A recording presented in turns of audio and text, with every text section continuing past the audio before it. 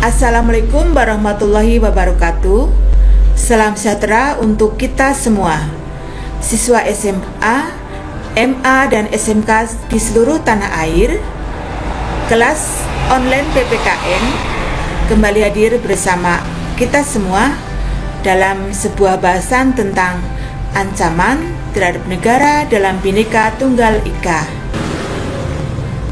Dimulai dengan fakta tentang Indonesia. Secara kewilayahan, Indonesia terletak di antara dua benua dan dua samudra. Secara penduduk, Indonesia berada di antara daerah berpenduduk padat di utara dan daerah penduduk jarang di selatan. Sedangkan secara ideologi, kita dilingkupi oleh komunisme di utara dan liberalisme di selatan. Secara ekonomi, kita berada di antara sistem ekonomi sosialis di utara dan kapitalis di selatan. Adapun kalau kita melihat dari segi masyarakat, kita berada di lingkungan sosialis di utara dan individualis di selatan. Secara kebudayaan, Indonesia di antara kebudayaan timur di utara dan kebudayaan barat di selatan. Dan yang terakhir, secara pertahanan dan keamanan, sistem pertahanan kontinental di utara dan sistem pertahanan maritim di barat, selatan, dan timur. Kalau kita melihat posisi silang seperti yang kita telah sampaikan di atas, apakah posisi silang ini akan membuat kita menjadi terancam atau merupakan potensi? Tergantung dalam kita menyikapinya. Dikatakan potensi bila memberikan dampak positif bagi kemajuan bangsa Indonesia serta akan memperkokoh keberadaan bangsa Indonesia. Dikatakan menjadi ancaman apabila posisi silang Indonesia justru akan membahayakan bangsa dan negara Indonesia. Lalu, kalau kita bicara tentang ancaman, bentuk ancaman apa saja yang akan membahayakan terhadap integrasi suatu bangsa atau integrasi nasional? Secara garis besar, ancaman dibagi menjadi dua, yaitu ancaman militer, yaitu ancaman yang menggunakan kekuatan bersenjata yang terorganisasi, yang dinilai mempunyai kemampuan yang membahayakan kedaulatan negara, keutuhan wilayah, dan keselamatan bangsa dan negara. Jadi, ancaman militer itu pasti menggunakan kekuatan bersenjata yang terorganisasi. Tujuannya adalah untuk melemahkan kedaulatan sebuah negara, keutuhan dan keselamatan sebuah negara. Selanjutnya, kalau kita melihat macam-macam atau bentuk ancaman militer, yang pertama invasi, kedua agresi, ketiga sabotase, keempat spionase, kelima pelanggaran wilayah, keenam pemberontakan bersenjata, dan ketujuh gangguan keamanan. Nah, apa itu invasi?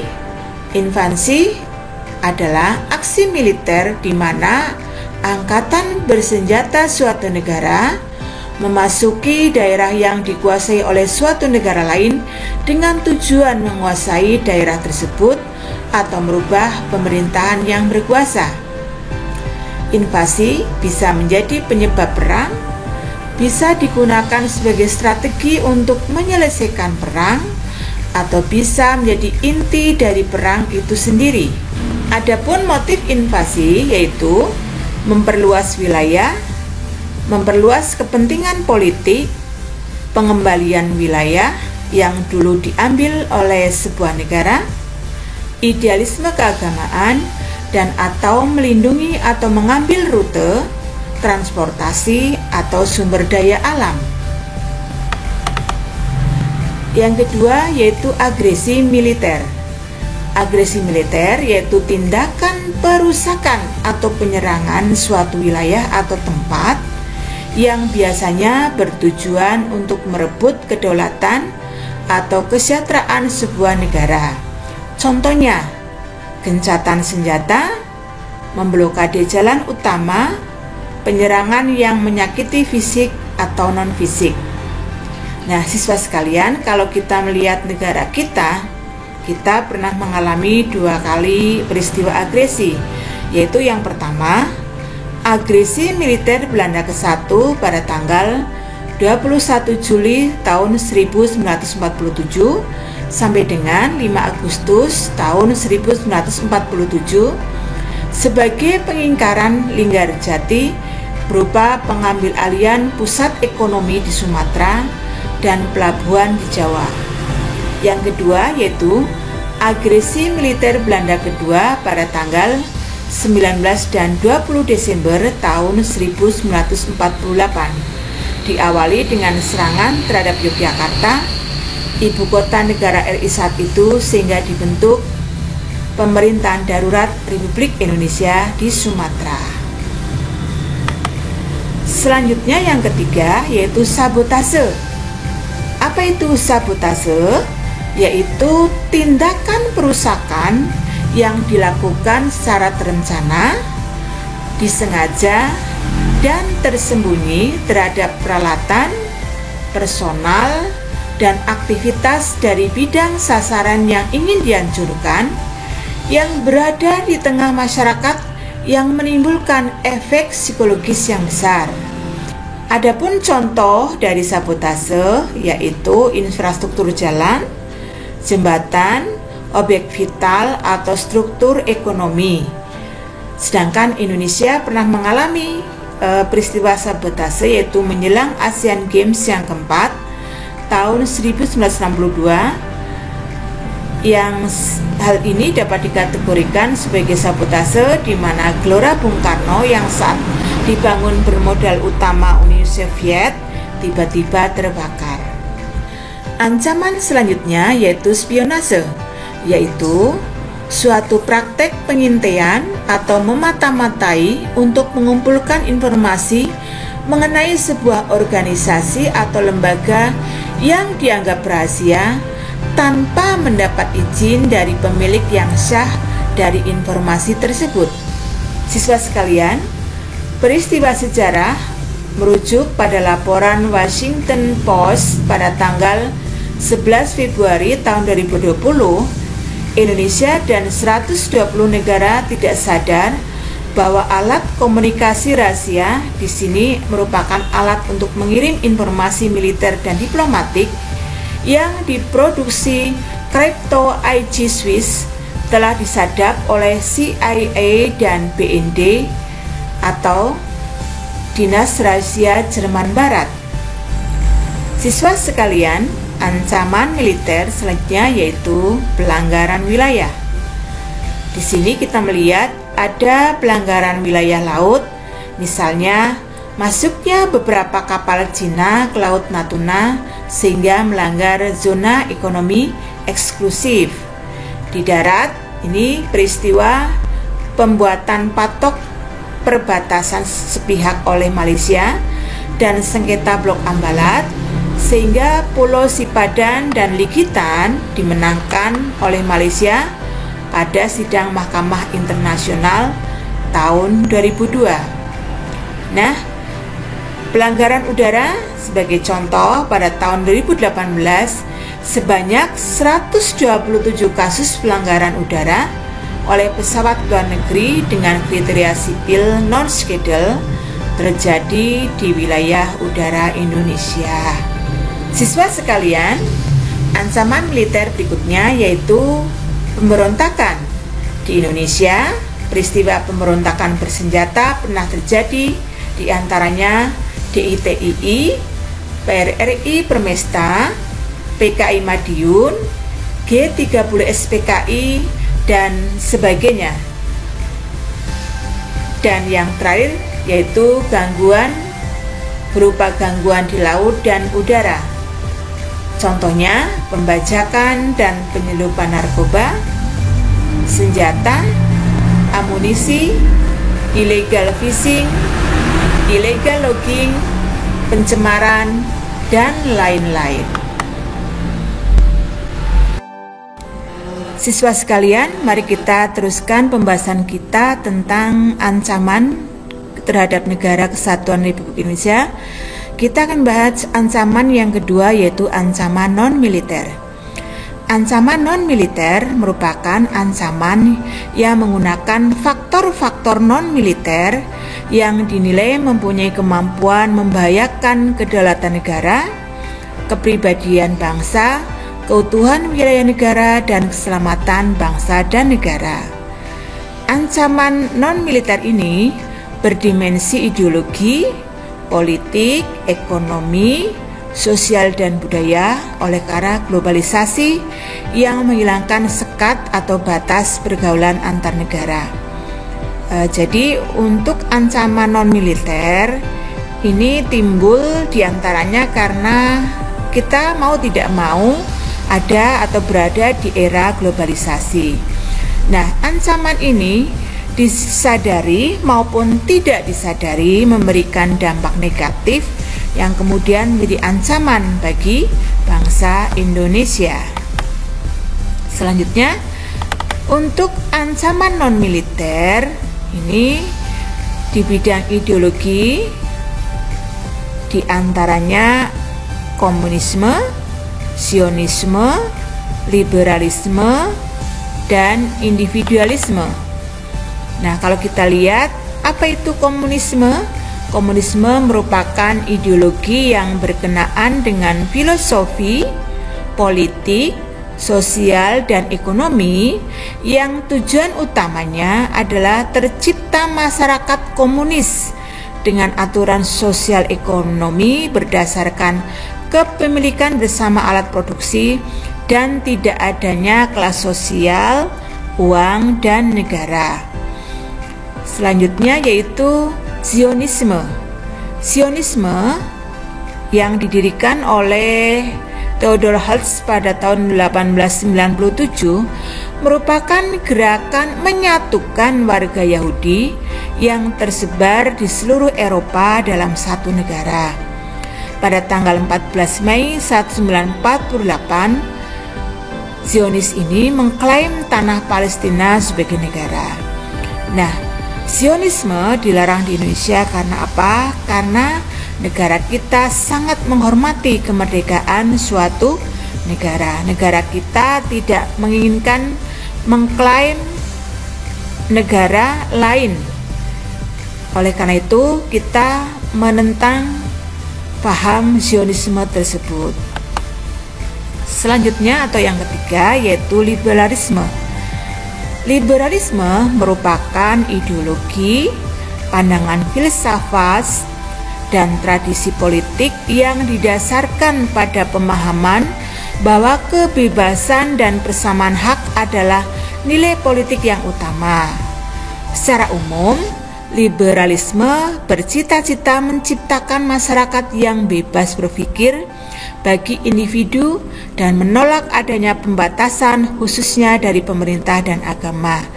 Nah, kenapa liberalisme merupakan ancaman? Karena negara kita walaupun mengunggulkan kebebasan, mengutamakan kebebasan, tetapi kebebasannya adalah kebebasan yang diikat oleh norma-norma yang ada di negara Indonesia.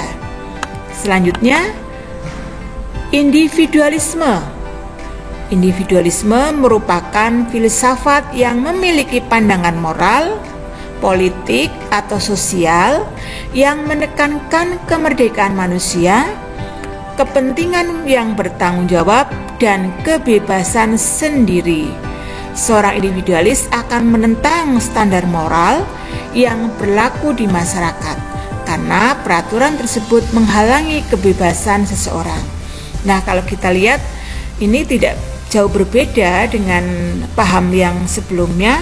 Individualisme ini juga menentang standar moral yang berlaku dalam masyarakat, menginginkan adanya kebebasan yang sebebas-bebasnya. Oleh karena itu, individualisme dianggap sebagai ancaman bagi negara Indonesia yang di dalam berlaku atau di dalam masyarakat setiap warga negara harus berpedoman pada norma-norma yang berlaku.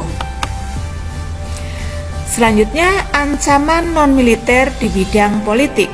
Kita lihat dari luar negeri ada intimidasi, provokasi, dan blokade politik. Sedangkan dari dalam negeri ada pengerahan massa untuk menumbangkan pemerintahan yang sah, penggalangan kekuatan politik untuk melemahkan kekuasaan pemerintah, dan separatisme. Kita bahas satu persatu. Intimidasi. Artinya apa? Intimidasi merupakan tindakan menakut-nakuti, terutama memaksa orang atau pihak lain berbuat sesuatu.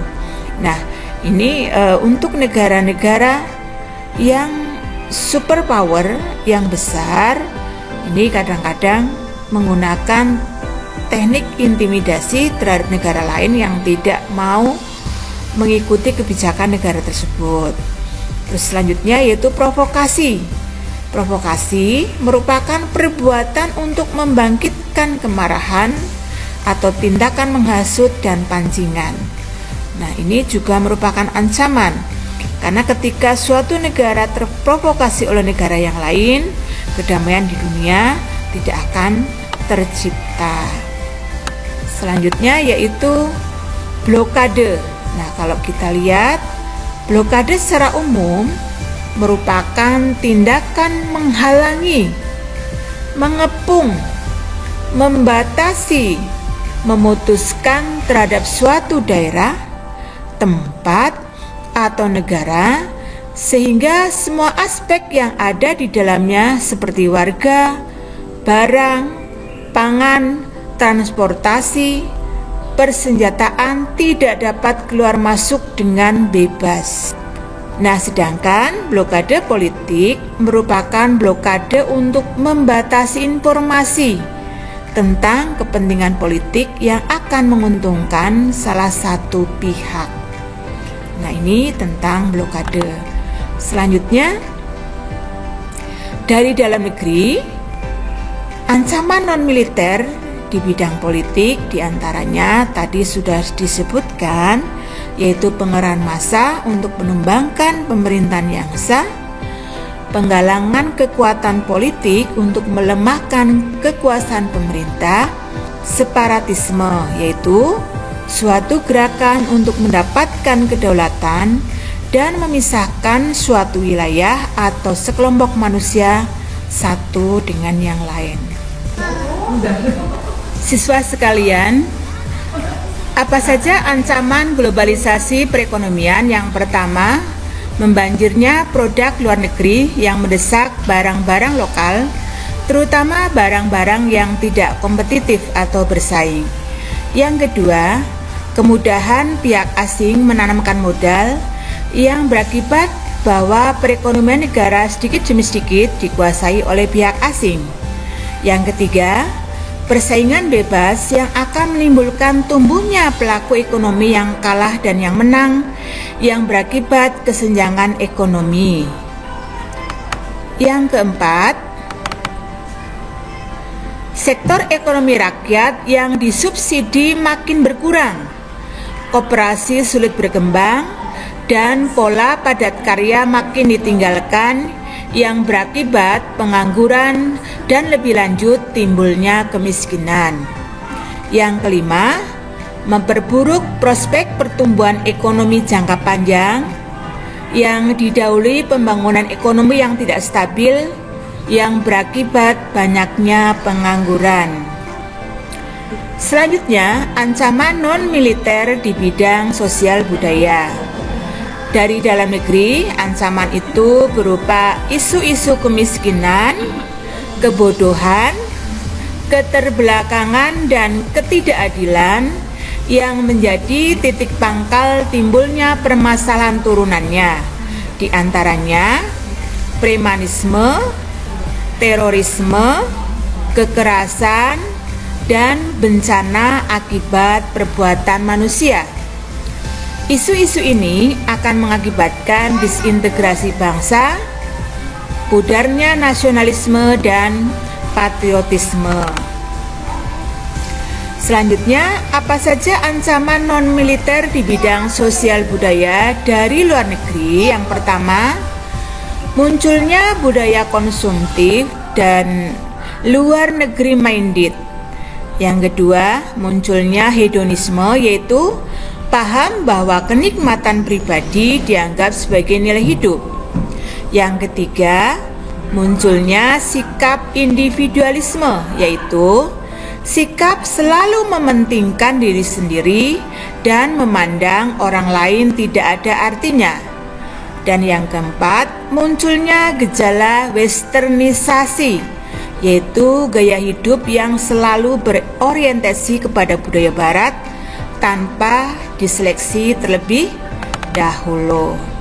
Nah, yang terakhir, siswa sekalian, ancaman di bidang pertahanan dan keamanan. Seiring berjalannya waktu, ancaman terhadap pertahanan dan keamanan negara, baik militer maupun non-militer, semakin kompleks.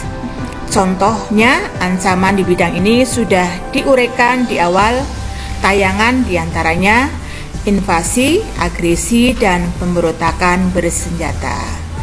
Demikian pembahasan kita, sampai jumpa pada kelas online berikutnya. Masih bersama Guru Cilacap Channel.